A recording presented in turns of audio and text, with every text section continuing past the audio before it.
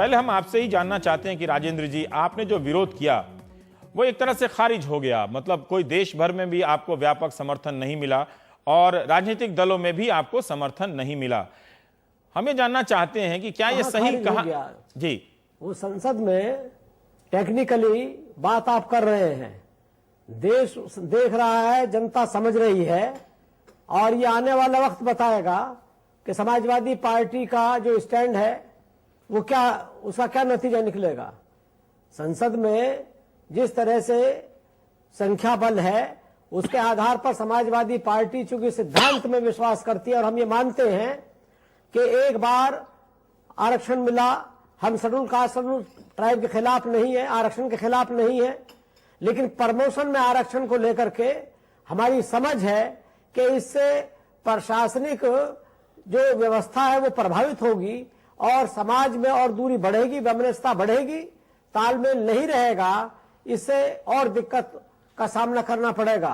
इसलिए समाजवादी पार्टी अपने सिद्धांत के आधार पर राज्यसभा में इसका विरोध किया और हमने जनता में भी इसका विरोध किया। राजेंद्र जी, हम अपने स्टैंड पर अब भी कायम हैं। राजेंद्र जी, रामविलास पासवान ने एक बात कही थी कि जब मंडल आयोग लागू हुआ था तो जब तक एससी और एसटी को आरक्षण मिल रहा था, कोई, उन्होंने हार्ट बर्निंग शब्द का इस्तेमाल किया, कोई विरोध नहीं था आरक्षण का। आरक्षण को लेकर कम से कम एक व्यापक राजनीतिक सहमति थी, लेकिन जब पिछड़ों को मिला तो पहली बार वो सहमति टूटी। जब मंडल आयोग का जब आंदोलन चल रहा था तो कर्पूरी ठाकुर जी थे, रामविलास पासवान जी क्या थे तब? नहीं, उनका सवाल दूसरा है। नहीं, उनका सवाल ये है, पासवान जी का सवाल, एक सेकंड आंदोलन में ये कर्पूरी ठाकुर के वर्कर थे, रामविलास जी। ओहो, सारा बिहार जानता है। नेता अपने अतीत में किसी ना किसी का झोला उठाते थे, तो क्या करें उसका हम? कौन नेता किसका झोला नहीं उठाया इस देश में, बताइए जरा सा। मैं झोला उठाने की बात नहीं कर रहा हूं, लेकिन रामविलास पासवान की क्या भूमिका थी तब? नहीं, उन्होंने जो कहा, राजेंद्र जी सुनिए ना, मेरे सवाल तो सुन लीजिए। उन्होंने कहा कि जब मंडल आयोग लागू हुआ तो दलित नेताओं ने, कांशीराम ने, इन लोगों ने भी मिलकर उसे लागू करने में मदद दिलाई। एक तरह से दलित और पिछड़ों की एकता कायम हुई। कहां है समाजवादी पार्टी? समाजवादी पार्टी दलितों के खिलाफ नहीं है, हम दलितों के आरक्षण के खिलाफ नहीं है। डॉक्टर अंबेडकर साहब को हम मानते हैं, उनके विचारों पर हम चलते हैं।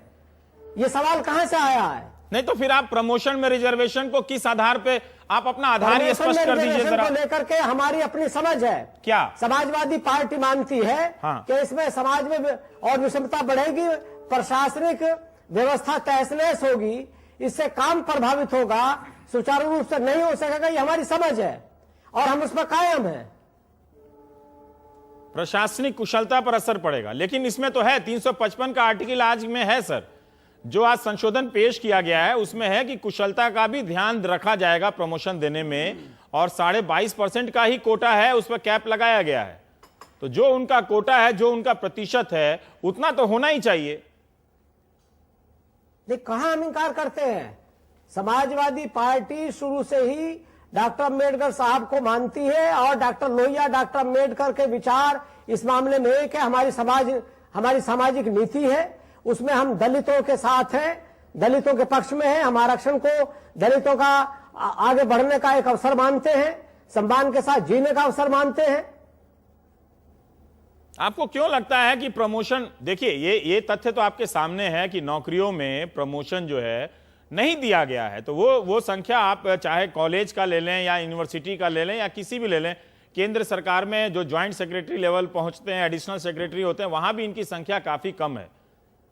तो जहां वो पहुंचे नहीं है वहां उस पर उनको सुनिश्चित करने के लिए व्यवस्था अगर दी जा रही है और ये पहले से है, तो अचानक कहां से ये सिस्टम कुशलता पर समझौता करने लगा? अचानक कहां से ये सिस्टम काम नहीं कर रहा है? नहीं, हम आरक्षण के खिलाफ कहां है? देखिए रवीश जी, बुनियादी सवाल ये है, ये जो प्रशासनिक व्यवस्था है इसमें बहुत स्पष्ट है कि सिर्फ इन्हीं के स्वार्थ के लिए पूरे दलितों का बलिदान नहीं किया जा सकता है। जिन दलों ने इस बिल के पक्ष में वोट दिया है, दलितों के उद्धार के लिए उन्होंने क्या किया आज तक? दलित जहां का तहां है, जो आरक्षण के सहारे नौकरियों में आए हैं उन्हीं को प्रमोशन की और जरूरत पड़ रही है, बाकी दलित का कोई उद्धार नहीं है। उत्तर प्रदेश में बसपा की सरकार थी, दलितों की सरकार थी और एक भी दलित का भला नहीं हुआ। India's #1 news app. just got even better. Download NDTV's new app. Fully optimized for Retina display. Full screen view. Faster response time. And Sudoku. NDTV's new iPad app. Download now.